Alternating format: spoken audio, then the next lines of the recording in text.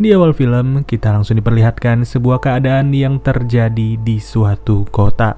Tidak ada siapa-siapa, tidak ada kehidupan, dan juga tidak ada suara orang-orang, membuat kota ini benar-benar terasa seperti kota mati.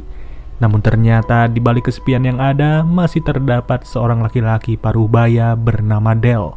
Bisa dibilang, Del adalah satu-satunya orang yang mampu bertahan sampai sejauh ini setelah terjadinya sebuah peristiwa mengerikan yang sudah menimpa seluruh umat manusia. Peristiwa apa yang terjadi juga tidak bisa diketahui pasti, tapi yang jelas Del cuma bisa beraktivitas sendirian aja tanpa ditemani oleh satu orang pun. Beruntung, Del yang sempat bekerja sebagai penjaga perpustakaan masih bisa mengandalkan perpustakaan itu untuk berdiam diri. Waktu demi waktu, ia lewati dengan ketenangan yang begitu luar biasa sampai-sampai Del tidak bisa lagi merasakan apa itu yang namanya berinteraksi. Bahkan saking tidak adanya orang yang bisa ia andalkan, Del pun harus mengeluarkan tenaga ekstra demi mengevakuasi seluruh jasad yang masih berada di blok-blok tertentu.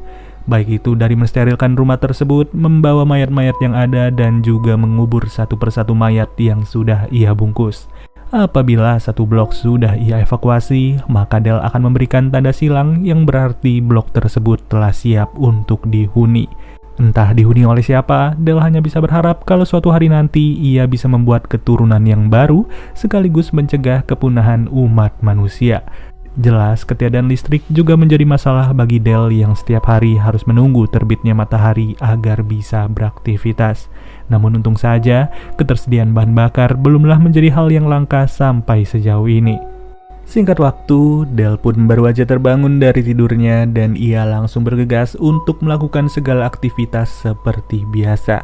Tapi di saat itu juga ia malah tidak sengaja melihat sebuah mobil yang sudah mengeluarkan asap serta terdapat seorang perempuan di dalamnya. Karena merasa kasihan, Del sengaja membawa perempuan itu ke salah satu rumah yang sudah ia sterilkan. Dari sini sih sebenarnya Del sangat sadar ya, kalau keberadaan orang asing benar-benar berbahaya bagi dirinya. Walaupun pada saat itu jugalah perempuan tersebut berkata bahwa ia tidak berniat untuk macam-macam, melainkan ia baru saja melewati malam dengan mabuk-mabukan karena tidak tahan lagi dengan segala kesepian yang harus ia lalui. Mendengar hal itu, Del tidak mau peduli terlalu banyak, yang dimana Del sendiri langsung menyuruh wanita itu untuk pergi dari wilayah ini dengan menggunakan sebuah mobil yang sengaja ia berikan. Sepulang dari tempat tersebut, Del kembali melanjutkan aktivitasnya seperti biasa yang tanpa disangka-sangka si wanita misterius malah terus mengikutinya. Wanita yang bernama Grace itu berkata kalau ia ingin tetap tinggal bersama Del, tak peduli seberapa cueknya Del terhadap Grace. Grace juga menawarkan dirinya untuk membantu Del mengevakuasi tiap-tiap mayat agar keberadaannya lebih berguna bagi Del sendiri. Sampai sejauh ini sih, Del belum merasa yakin ya dengan apa yang diucapkan oleh Grace di setiap waktunya. Dan sampai pada suatu saat, Del merasa tidak tega sudah mengusir Grace secara paksa di tengah malam. Dari situlah, Del langsung mengajarkan segala hal yang harus dilakukan oleh Grace setiap harinya, baik dari cara mengevakuasi sebuah jasad, serta mensterilkan seisi rumah.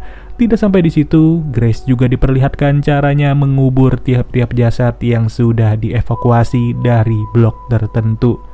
Kemudian mereka pun berkunjung ke sebuah supermarket yang selama ini sudah menjadi dapur pribadi bagi Del sendiri. Segala makanan bisa mereka pilih sebebasnya, walaupun ada beberapa makanan yang sudah kadaluarsa.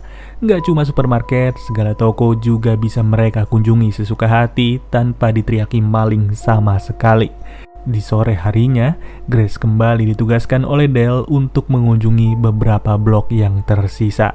Tentu saja kali ini Grace tidak akan didampingi oleh Del dan ia harus melakukan setiap prosedurnya secara mandiri. Akan tetapi, baru aja mau berangkat, Grace malah mendengar suara gerasak-gerusuk dari sebuah rumah yang udah berantakan.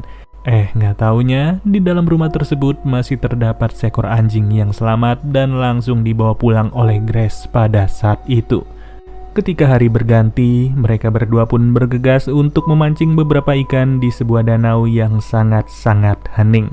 Ya, anggap aja bersantai-santai lah ya. Apalagi momen bersantai-santai dengan manusia lain sudah lama tidak dirasakan oleh Del dan juga Grace.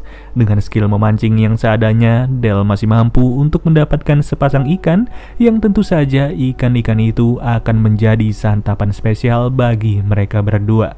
Setelah sekian lama hanya mengkonsumsi makanan kaleng, Grace bersama Del akhirnya bisa merasakan lagi sebuah kenikmatan dari mengunyah daging ikan.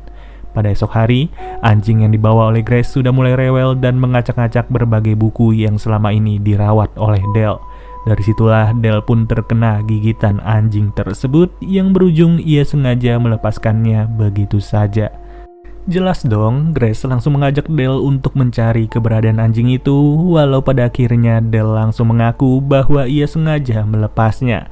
Atas perilaku tersebut, Grace pun langsung sedih sesedih-sedihnya karena ia tidak bisa lagi memiliki siapa-siapa selain Del yang begitu cuek kepadanya.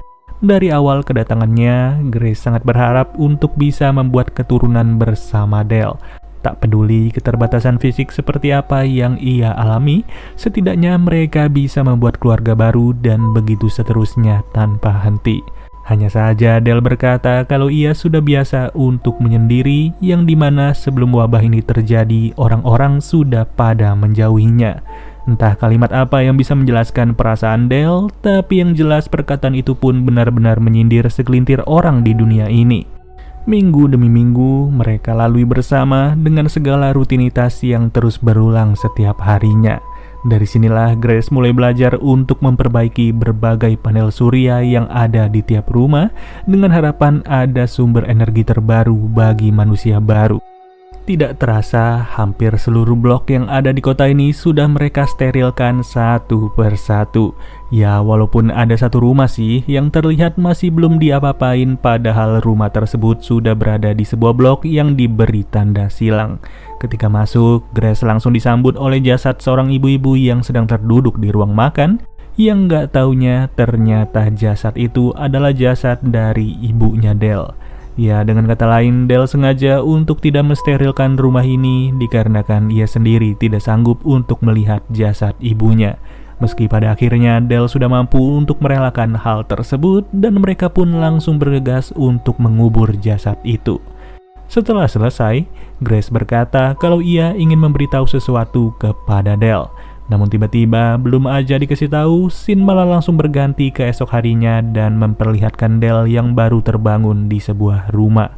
Jelas kondisi ini membuat Del penasaran, apalagi ia juga mendengar sebuah percakapan dari dua orang atau lebih di lantai dasar.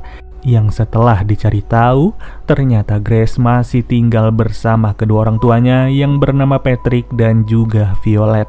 Tentu dong ya, si Del udah langsung kecewa berat sama Grace, apalagi orang tuanya itu malah berkata kalau selama ini Del tidak hanya sendirian, melainkan di pusat kota terdapat ribuan orang yang juga selamat dan mereka hidup berbahagia di kota itu.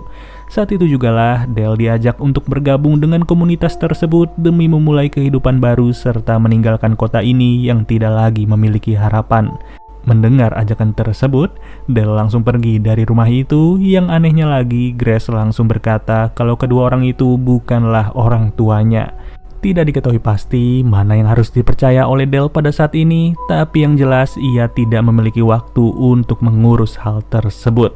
Apalagi dengan segala celotehannya Patrick yang menyinggung tentang sebuah komunitas.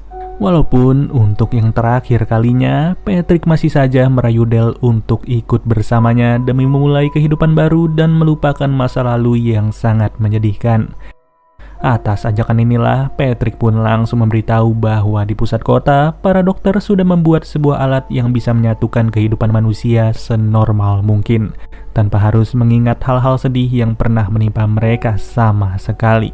Mau orang itu latar belakangnya seperti apa, mereka tetap saja bisa disatukan demi menjunjung tinggi rasa kebahagiaan dari masing-masing orang. Namun tetap saja, ajakan itu tidaklah membuat Del tertarik sama sekali, melainkan ia lebih tertarik untuk hidup dalam kesunyian. Yang memang benar, dimulai hari itu, Del memulai lagi segala aktivitasnya seperti biasa, meski kali ini tidak ada Grace yang menemaninya. Sedangkan Grace sendiri sudah berangkat ke pusat kota sambil ditemani oleh kedua orang tuanya. Sampai di suatu waktu, Del merasa kalau ia harus mencari tahu keberadaan Grace sambil melihat-lihat keberadaan sebuah kota yang dimaksud oleh Patrick. Pada saat itu jugalah Del harus menempuh perjalanan yang cukup jauh dan tentunya sangat memakan energi. Seperti halnya ia harus terus-terusan berganti mobil dan juga beristirahat di pinggir jalan.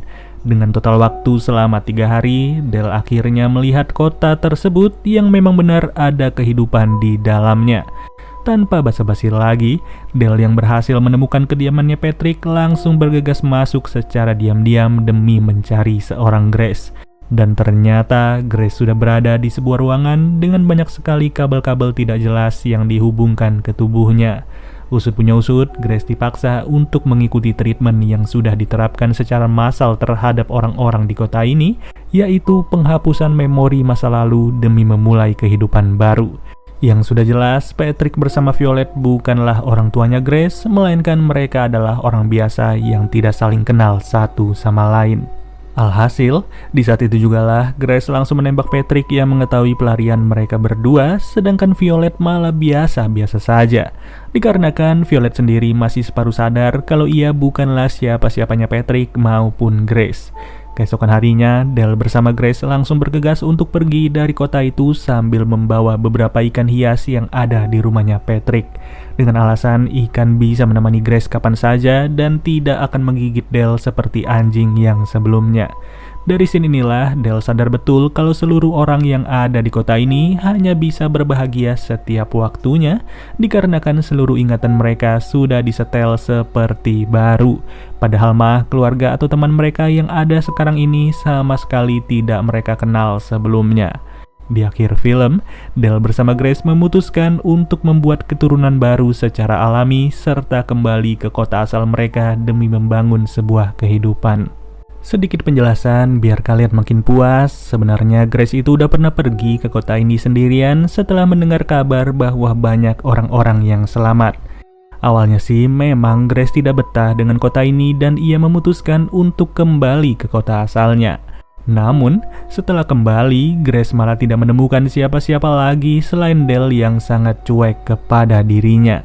Maka dari itulah, ia sengaja bertemu lagi dengan Patrick beserta Violet yang sedari awal memang sudah menunggu kedatangannya Grace sambil membawa Del yang siapa tahu mau ikut. Dan pada akhirnya pemikiran Grace mengenai Del langsung berubah dalam sekejap setelah ia sadar kalau Del sangat-sangat peduli dengan keberadaannya. Oke deh guys, mungkin segini aja pembahasan alur cerita dari film I Think We Are Alone Now. Sampai bertemu lagi di video berikutnya. Gua Nandi cabut dulu. Dadah.